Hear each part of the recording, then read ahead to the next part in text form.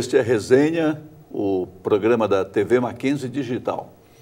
E nós nos encontramos aqui para falar sobre ideias que estão aí em filmes e livros. E hoje recebemos aqui o Jonathan Haack, é o homem que vai nos falar sobre uma guerra. Mas é uma guerra que é bom prestar atenção, viu? A gente volta daqui a pouco.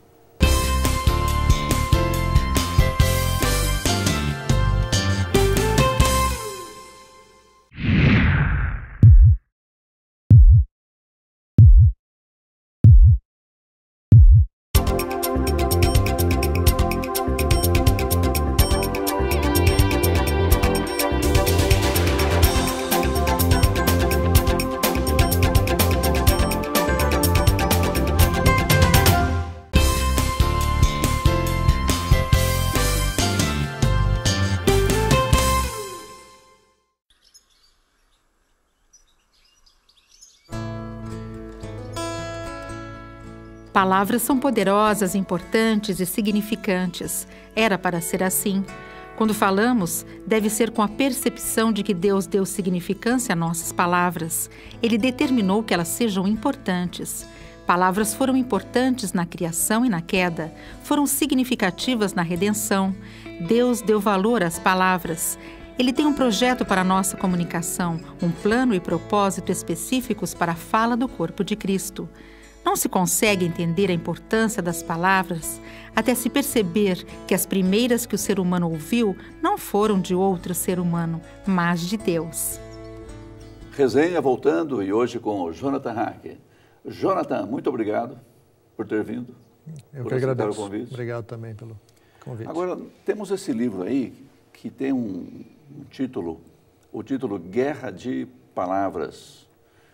O que é isso? Guerra de Palavras? A coisa está pegando aí, é? Esse é um título bem interessante. Esse livro, Guerra de Palavras, na verdade, ele faz um trocadilho com o famoso livro Guerra dos Mundos, do Wells, e que depois foi feita também uma programação radiofônica pelo Orson Welles. Lá nos Estados Unidos, o pessoal achou que estava vindo mesmo uma invasão alienígena. Os marcianos, né? E depois até teve aquele filme recente com Tom Cruise e outros atores, né? E, na verdade, então, esse livro ele vai tratar acerca de uma guerra de mundos, mas que, na verdade, é uma guerra concentrada nas palavras. Em inglês, então, a partir daquela ideia da Guerra dos Mundos, o autor aqui vai falar dessa guerra de palavras, é isso? Exatamente. Quem é esse Paul David Tripp? Esse autor é um pastor americano, né, que pastor numa igreja presbiteriana lá na Filadélfia.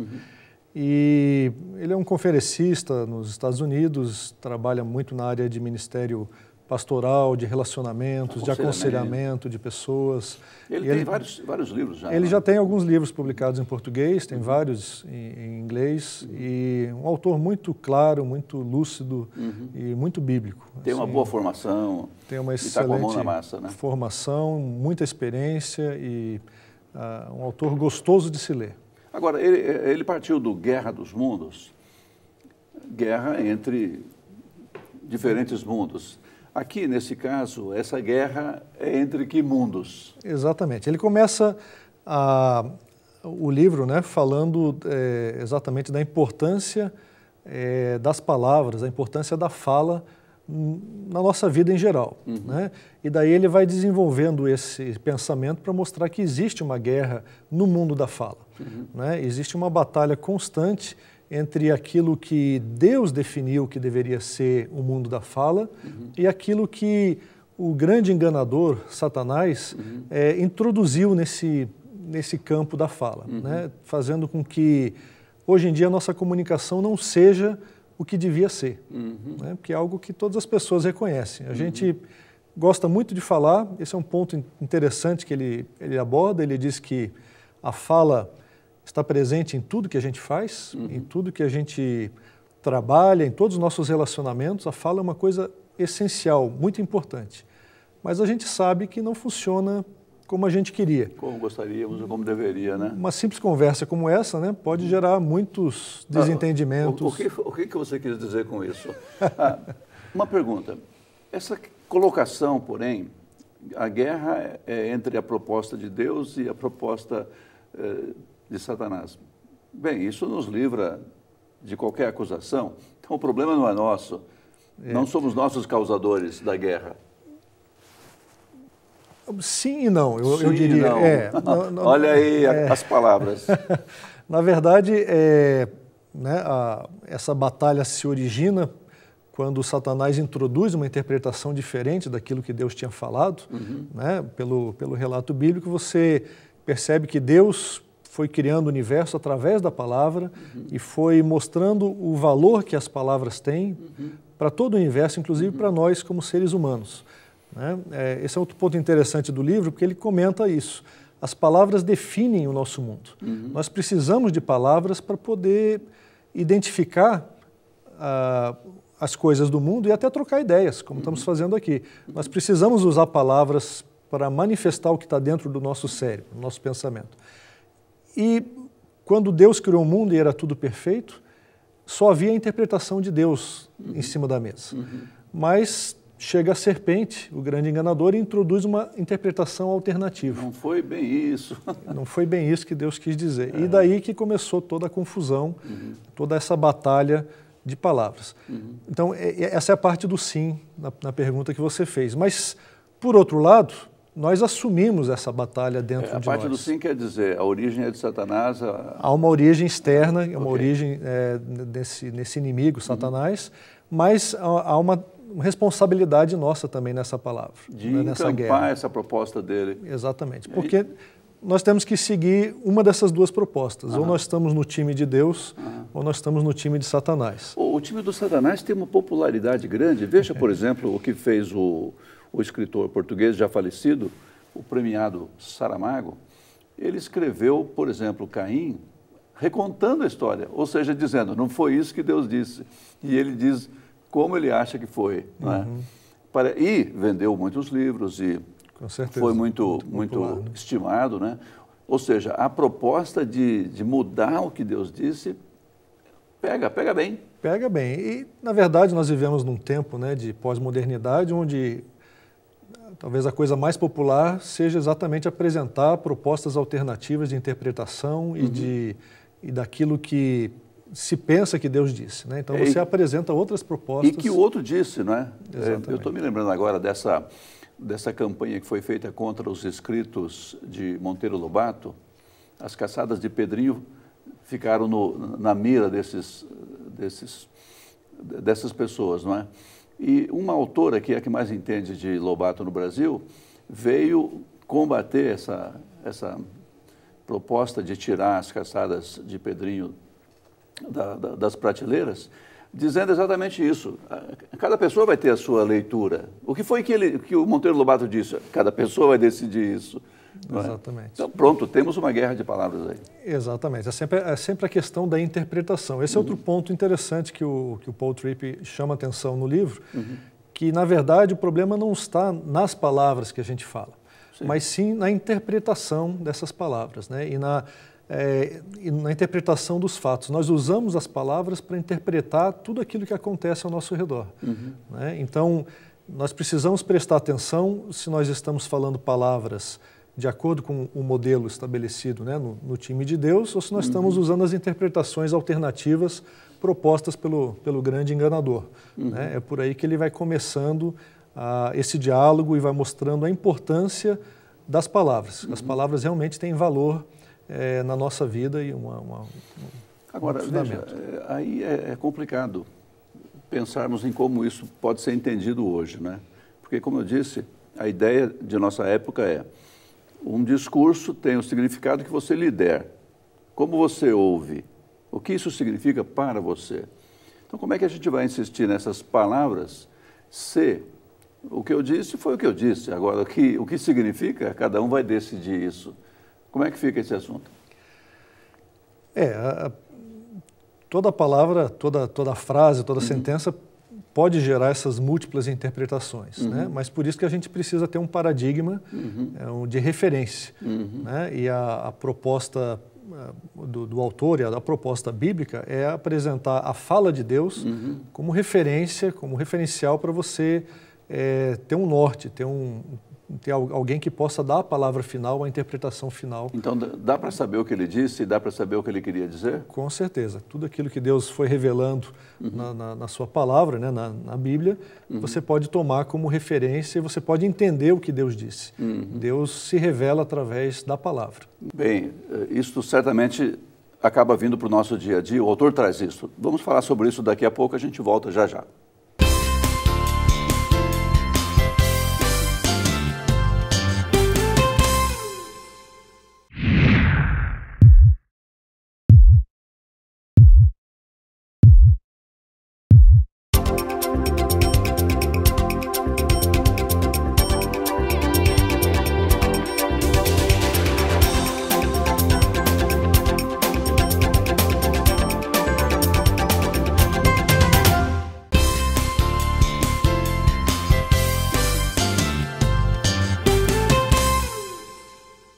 Resenha, voltando para esta guerra de palavras. Jonathan, como é que isto acontece em nós, conosco? Temos a origem, não é? A dupla origem, a proposta original, na verdade, e o desvio. Mas e aí? Onde é que isso entra na gente? O autor vai desenvolvendo esse assunto e vai mostrando que, na verdade, a gente vive essa batalha dentro de nós também. Né? Como você, como ser humano, você foi criado para usar as palavras, usar a sua fala para honrar e glorificar a Deus e para demonstrar amor para com seu semelhante. Mas à medida que você se apropria da interpretação errada, aquela interpretação desviada que Satanás introduziu, você começa a usar as palavras em seu próprio benefício e você começa a falar palavras idólatras, é assim que o autor chama. Por que idólatras? São palavras idólatras porque elas idolatram a pessoa principal, o seu ídolo principal. Que é eu mesmo. Que é eu mesmo, é exatamente isso que o autor coloca, que o nosso principal ídolo é o nosso próprio eu. Então você quer usar as palavras em benefício próprio. Uau, se projetar. Se projetar, barganhar com as pessoas, toda ganhar espécie poder. Ganhar poder e até mesmo levar as pessoas a fazer aquilo que vai trazer benefício para você, que você quer no seu coração, né? E isso acontece em todo relacionamento, não apenas nos relacionamentos comerciais ou profissionais, mas dentro da família, né? Os pais barganhando com os filhos para conseguir levar o filho a ter um comportamento correto, mas talvez correto segundo aquilo que os pais querem. Para projetar os pais. Né? Os filhos fazendo a barganha, aquela manha, para trabalhar os pais e levar os pais a ceder e fazer o que eles querem. Ou né? então um marido fazendo isso com a esposa, o contrário. Exatamente. Isso acontece todo dia e certamente eu e você poderíamos trazer inúmeras experiências aqui. Não, em casa não acontece isso, rapaz. Que bom. Minha esposa está vendo o programa, então é melhor a gente ter cuidado aqui. Melhor ter cuidado, né? Agora, como é que a gente identifica isso? Bom, o autor vai colocando, então, que uma das principais coisas que você precisa fazer é reconhecer, em primeiro lugar, que essa batalha existe no seu coração. Né? Jesus comentou uma coisa muito importante, está registrada lá no Evangelho de Lucas, capítulo 6, que é a questão que o que importa mesmo na vida não é aquelas coisas que você consome, que vem do exterior. O que entra. Mas sim aquilo que sai do seu coração. Posso parar de comer brócolis, então? Pode parar de comer brócolis. O importante mesmo é o brócolis do coração. O brócolis do coração. Isso. Porque o que sai do coração é o que define a sua vida. E eu acho que essa é a tese central desse livro, que é fenomenal. Não é nada mais do que uma exposição daquilo que Jesus já tinha dito. Mas é mostrar que o nosso coração determina tudo aquilo que nós falamos. E o autor, Paul Tripp, ele discorre sobre ocorrências, assim, resultado dessa origem complicada das palavras? No sentido de exemplos e ilustrações, sim.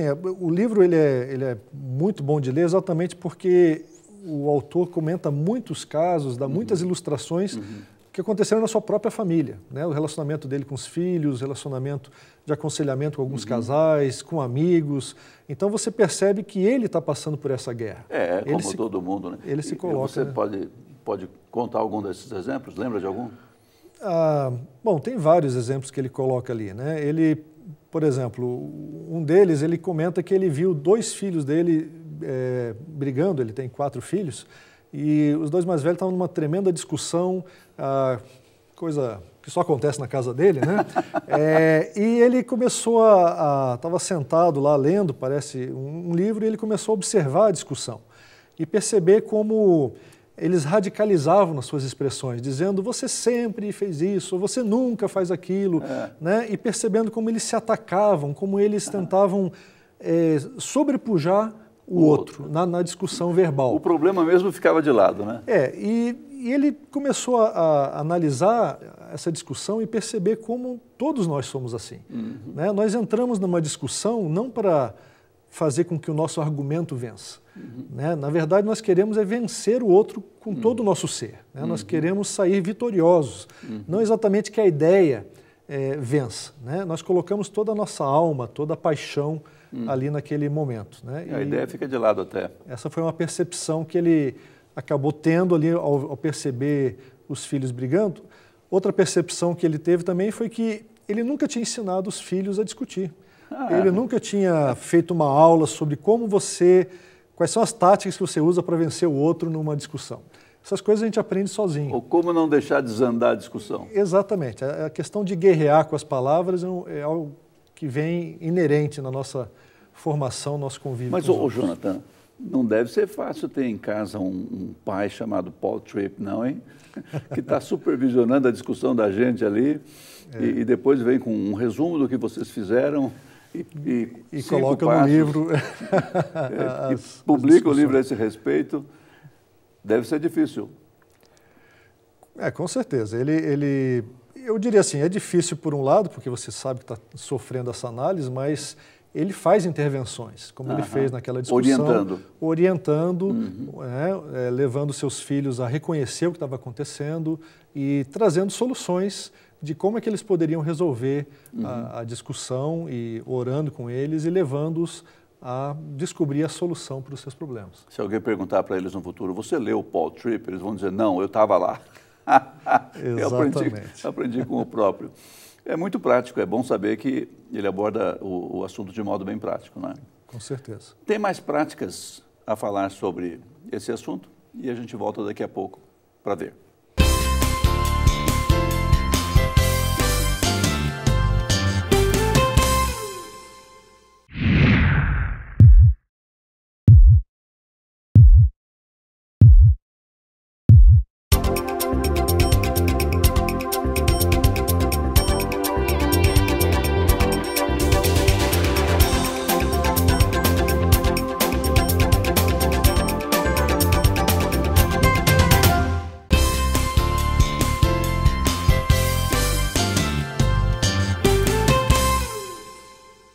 Resenha, voltando para falar sobre este livro, Guerra de Palavras. Jonathan, nós dizíamos que o Paul Tripp orientou os filhos, ouvindo como é que eles discutiam e vendo que eles estavam quase se pegando lá, ele os orientou. E o que foi que ele disse? Que orientações foram essas? E ele passa para nos orientar também. Exato. O Paul Tripp, ele usa essas situações, né, e ele começa a desenvolver, então, as soluções. O livro é muito prático, ele apresenta vários passos de como é que você pode resolver esses problemas de comunicação. Né? Voltando àquilo que a gente tinha falado antes, a primeira coisa que ele estabelece é exatamente isso, que problemas de comunicação com as outras pessoas, você não resolve fazendo um cursinho de técnicas de comunicação. Né? Você resolve identificando aquilo que está no coração das pessoas, tanto no seu coração quanto no coração da pessoa com quem você está conversando. Nessa ordem, né? É bom olhar primeiro para... Exatamente nessa ordem. Né? Primeiro você tem que identificar quais são os seus sonhos, seus objetivos, suas motivações, as suas motivações, quais são os seus ídolos, né? A quem você está realmente servindo, se é o seu eu ou se é o nosso Deus. Né? E na medida que você identifica o seu coração e os erros do seu coração, então ele nos chama ao arrependimento, né? A confessar isso, a mudar de vida, a ter um compromisso com uma nova atitude e, consequentemente, com novas palavras. Uma vez que você tenha feito isso com você mesmo, daí você pode ajudar o seu semelhante. Mas peraí, antes do semelhante aí, naquele calor lá da batalha, dá para pensar tudo isso? Não, certamente no momento da batalha é mais difícil melhor pensar antes, né? você pensar. É melhor você refletir antes, você tirar um tempo e você começar a repensar sobre as suas mais recentes batalhas, as suas quimeras com a esposa, ou com os filhos, ou com o patrão, ou com o colega, e você começar a refletir por onde que a conversa foi. Qual foi o caminho? As suas palavras foram palavras que refletiam a missão de Deus, né?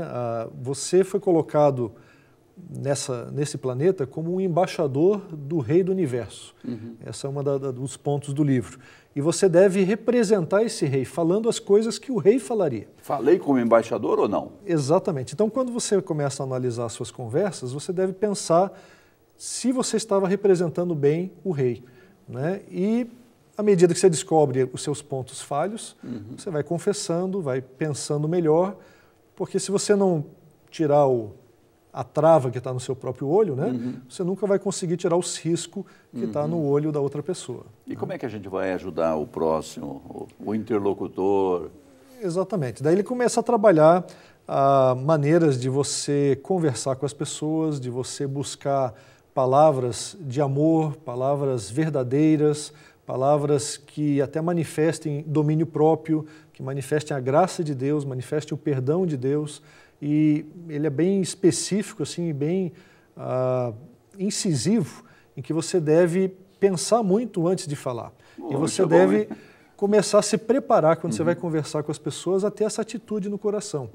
Né? Não é uma questão de decorar um discurso, mas é uma questão de ter a atitude certa. Eu estou representando o Rei do Universo. Eu preciso falar como Deus falaria. Né? Preciso manifestar o caráter de Deus. Essas pequenas mudanças de atitude, elas já fazem toda a diferença na hora que você está conversando com as pessoas. Aquelas frases assim, só para dar uma cutucada, para machucar, não tem chance então? Não tem chance. São essas as frases que você tem que se arrepender, né? E voltar e pedir perdão. Isso é muito interessante porque ele comenta várias vezes de exemplos com filhos, situações em que ele chegou no quarto do filho, por exemplo, ele ia perguntar alguma coisa. E daí ele chegou lá, o quarto do filho estava todo bagunçado, como é o quarto de todo garoto, e com roupas jogadas no chão, os livros espalhados. E ele até esqueceu o que ele ia falar. Ele ficou tão irritado que ele começou a dar um sermão para o filho e falou um monte de coisas sobre bagunça, sobre a maneira como as coisas, disciplina e tal. E saiu dali irritado. Quando ele parou para refletir, sentou no sofá e começou a pensar no que ele tinha falado, ele disse, puxa, nem falei o que eu ia falar, e também o que eu falei não serviu para muita coisa, porque eu agi errado. Né? Eu não falei da maneira como Deus queria. E essa é uma coisa interessante, esse exemplo que ele dá, que ele se levanta, várias vezes ele repete no livro, ele se levanta e vai lá e pede perdão para os filhos. Que coisa. Né? Essa atitude, essa hombridade de você reconhecer o seu erro e você ir lá consertar a conversa anterior, eu acho que é um exemplo que nós temos dele a ser seguido mesmo. Um exemplo e um recurso para nós mesmos muito didático, não é? Porque só de lembrar que da última vez eu tive que depois ir pedir perdão, talvez me faça mais cuidadoso cada vez que eu me comunico. Com certeza, né? Porque o perdão, o pedido de perdão, né? Ele sempre é algo que nos humilha muito. Né? Nós temos que ir com uma atitude de coração contrito, porque não é apenas uma coisa externa. Você tem que realmente mostrar para os seus filhos, para o seu cônjuge ou para qualquer outra pessoa que você reconhece que você estava errado. E que Chega lá pela enésima vez e fala, ó, foi mal. Olha eu aqui de novo. Exatamente. Mas à medida que você vai pedindo perdão, enésimas vezes, vai ter um momento em que você realmente vai ter esse clique. Né? E você vai começar a pensar antes de falar besteira. Né? Alguns aprendem mais depressa, né? Alguns mais depressa. Outros, acho que a maioria de nós é um pouco lento nesse processo. Né? E é tão importante pensar que, enquanto nós fazemos isto, pedimos perdão, porque erramos. Nós construímos, nós reunimos condições para fazer melhor da próxima vez e também estamos ensinando os filhos e os que vivem conosco e quem quer que seja a fazer a mesma coisa. Exatamente. Né? Em vez de insistir no erro por causa de um orgulho, de uma arrogância, voltar e Eu gostei muito do livro, dessa abordagem que ele faz, que ele deixa muito claro essa questão de que todos nós somos pecadores, todos nós precisamos da graça de Deus. Então, essa atitude de humildade, de contrição, que você tem que se considerar tão pecador ou tão errado quanto as outras pessoas que muitas vezes estão errando com você. Você tem que lembrar que você não é superior em nada. Você também tem seus erros. Então, na medida que você se coloca nessa posição, você inclusive pode ajudar as outras pessoas. Tanto ao ir lá pedir perdão, você tem mais facilidade para se humilhar e pedir perdão, quanto até de ajudar outra pessoa e dizer assim, olha, meu caro, você tem falado certas coisas que tem me machucado, mas eu quero dizer que eu também erro tanto quanto você, eu quero pedir perdão pelas coisas que eu tenho dito errado para você, né? E quero dizer que é só mesmo pelo poder do Evangelho, pela dependência da graça de Deus, é que nós vamos conseguir falar da maneira certa. Essa atitude leva a outra pessoa a querer se juntar a você, né? No buscar a Deus. Não é uma atitude condescendente, né? É uma atitude de que vai trazendo a pessoa junto, né? Pode ser um pouco complicado, às vezes, a pessoa pedir perdão, errou, falou mal, usou expressões que não devia, o modo de dizer foi infeliz, e vai e pede perdão, mas isso não quer dizer que a outra pessoa vai aceitar, vai reconhecer, pode até achar que essa atitude não tem nada a ver e torna difícil, com certeza, o trabalho de quem quer se redimir, né? Mas você vai manifestando esse perdão, né? Você vai falando com a pessoa e, com certeza, você tendo a atitude correta, aos poucos os outros vão percebendo essa atitude diferente. Vamos construindo algo. Fim da guerra. Chega de guerra de palavras. Chega de guerra. Obrigado, Jonathan. Obrigado. Quem sabe você vai nos dar alguma ideia aí sobre algum livro ou filme que a gente possa discutir aqui e sobre ideias que a gente deva debater também. Escreva para resenha@mackenzie.br. Quem sabe a gente vai falar sobre isso. E a gente se vê num próximo programa. Tchau.